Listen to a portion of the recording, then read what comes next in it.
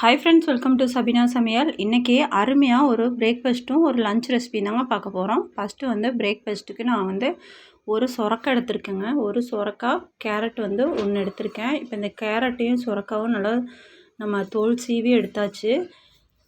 இதை சப்பாத்தி தான் செய்ய போகிறோங்க.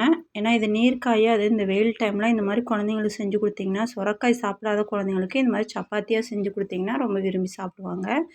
இப்போ சொரக்காய் நல்லா செரவி எடுத்தாச்சு பாருங்கள். இந்த மாதிரி கேரட்டும் சொரவி எடுத்தாச்சு. இப்போ அதை அகலமான ஒரு பாத்திரம் எடுத்துக்கிறேங்க.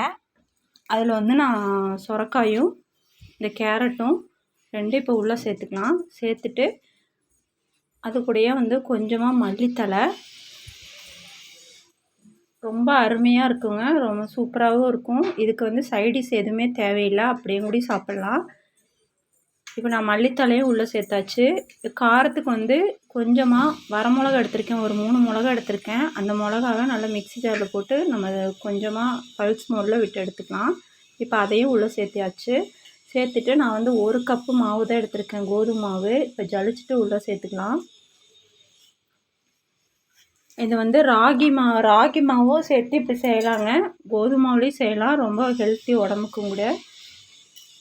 இப்போ மாவு நல்லா ஜலிச்சு சேர்த்தாச்சு. இப்போ தேவையான அளவு உப்பு போட்டாச்சு. உப்பு போட்டுட்டு கொஞ்சமாக ஆயில் ஊற்றிக்கிறேன், 1 டீஸ்பூன் போல் ஊற்றிட்டு, இப்போ நார்மல் தண்ணி தான் எடுத்துருக்கேங்க, பச்சை தண்ணி. இப்போ அதை அப்படியே கொஞ்சமாக ஊற்றி பாருங்கள், இந்த மாதிரி பிணைஞ்சு எடுத்துக்கலாம். கையில் ஒட்டாமல் இருக்கணும், நல்லா சாஃப்டாகவும் இருக்கும் நம்ம சொரக்காய் சேர்த்துருக்கனால.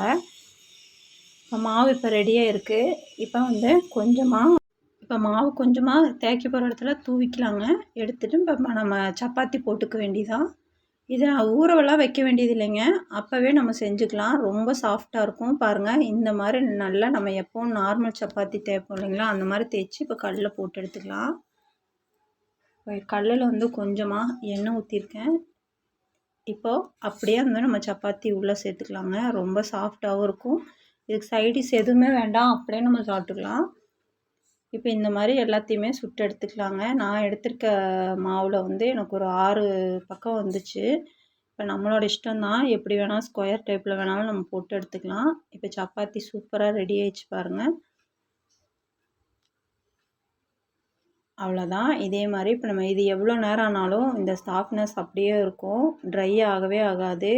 இப்போ நம்ம காலையில் செஞ்சோன்னா சாயந்தரம் வரைக்கும் கூட இது அப்படியே இருக்குங்க, ரொம்ப நல்லாவும் இருக்கும். இதுக்கு தக்காளி தொக்கு, குருமா எதாக இருந்தாலும், தேங்காய் சட்னி செஞ்சாலும் நல்லாயிருக்கும். நான் இன்றைக்கி கொஞ்சமாக தக்காளி குருமா இருந்தனால இதோட அப்படியே சாப்பிட்டுக்கலான்னு செஞ்சாச்சு. அவ்வளோதாங்க. இப்போ லஞ்ச் ரெசிபி என்னென்னு பார்க்கலாங்க. மைசூர் பருப்புன்னு சொல்லுவாங்க இந்த பருப்பை. இந்த பருப்பில் ஒரு டைம் நம்ம பருப்பு சாதம் செஞ்சு பாருங்கள், ரொம்ப டேஸ்ட்டாக இருக்கும். நான் 3/4 டம்ளர் மைசூர் பருப்பு எடுத்திருக்கேங்க. அதே ஒரு 3/4 டம்ளர் அரிசி எடுத்திருக்கேன். நம்ம பொன்னி அரிசி, சாதாரண நம்ம சாப்பாட்டு அரிசி தான். இப்போ அதுக்கு தேவையான வெங்காயம், ஒரு 3 வெங்காயம் பொடியாக கட் பண்ணியிருக்கேன். தக்காளி 1 பொடியாக கட் பண்ணது, 3 வரமிளகா காரத்துக்கு, கொஞ்சம் கருவேப்பிலை. இப்போ ஒரு குக்கர் வச்சாச்சு. வச்சுட்டு கொஞ்சமாக தேங்காய் எண்ணெய் ஊற்றுறேங்க. தேங்காய் எண்ணெயில் ஊற்றி நீங்கள் இந்த பருப்பு சாதம் செஞ்சு பாருங்கள், ரொம்ப சூப்பராக இருக்கும். இப்போ அது கூடயே ஒரு 2 டீஸ்பூன் போல் நெய்யை ஊற்றிக்கிறேன்.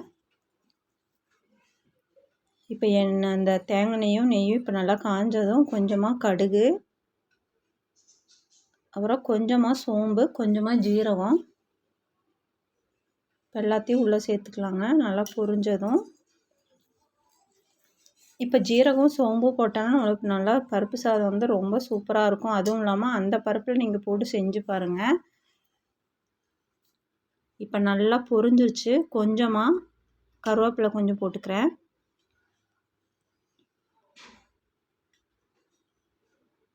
இப்போ கருவேப்பிலையும் போட்டாச்சு. இப்போ எல்லாம் சேர்ந்து ஒன்று சேர நல்லா பொரிஞ்சு வரட்டுங்க. இப்போ இந்த ஸ்டேஜில் நான் கட் பண்ணி வச்சுருக்க வெங்காயத்தை உள்ளே சேர்த்துக்கிறேன். நான் அளவான அரிசியில் நம்ம கம்மியாக செய்கிறதுக்கு எடுத்துருக்கனால நான் இந்த அளவு எடுத்துருக்கேங்க வெங்காயம். நீங்கள் அதிகமாக செய்கிற மாதிரி இருந்தால் அதுக்கு தகுந்த மாதிரி நீங்கள் சேர்த்துக்கோங்க. இப்போ வெங்காயத்தை உள்ளே சேர்த்தாச்சு. சேர்த்துட்டு தக்காளி, வரமிளகா எல்லாமே உள்ளே சேர்த்தாச்சு. காரம் உங்களுக்கு எவ்வளோ வேணுமோ, நான் சாம்பார் பொடி கொஞ்சம் போடுவேன், அதனால் நான் வரமிளகா கம்மியாக எடுத்திருக்கேன். இப்போ வெங்காயம், தக்காளி எல்லாம் நல்லா வதங்கி வரவும் நம்ம ஊற வச்ச அரிசியும் பருப்பும் சேர்த்துக்கலாம். ஒரு 20 நிமிஷமாக ஊறிட்டுருக்குங்க. இப்போ இஞ்சி பூண்டு வந்து நம்ம தட்டியும் சேர்த்துக்கலாம். என்கிட்ட நான் அரைச்சி வச்சுருக்கனால நான் அதை அப்படியே சேர்த்துக்கிறேன். தட்டி போட்டாலும் நல்லாயிருக்கும். இந்த மாதிரி அரைச்சது சேர்த்திங்கனாலும் நல்லாயிருக்கும். ரொம்ப டேஸ்ட்டாக இருக்குங்க. இப்போ நல்லா கலக்கியாச்சு. இப்போ நல்லா ஓரளவுக்கு நல்லா வெந்து வர ஸ்டேஜில் கொஞ்சமாக மஞ்சள் பொடி சேர்த்துக்கிறேன். ஒரு 1/4 டீஸ்பூன் போல் சேர்த்துட்டு, சாம்பார் பொடி வந்து ஒரு 2 டீஸ்பூன் போல் சேர்த்துக்கிறேன். இப்போ அதையும் சேர்த்து இப்போ நல்லா இலக்கி விட்டுக்கலாம். நல்லா இலக்கி விட்டு பாருங்கள், இந்த அளவுக்கு நல்லா மசிஞ்சு வந்திருக்கு பாருங்கள் வெங்காயம் தக்காளி எல்லாம். இப்போ வந்து நான் எடுத்திருக்கிறது 1.5 டம்ளர் தான் எடுத்திருக்கேன் மொத்தமாக. 3/4 டம்ளர் அரிசி, 3/4 டம்ளர் பருப்பு.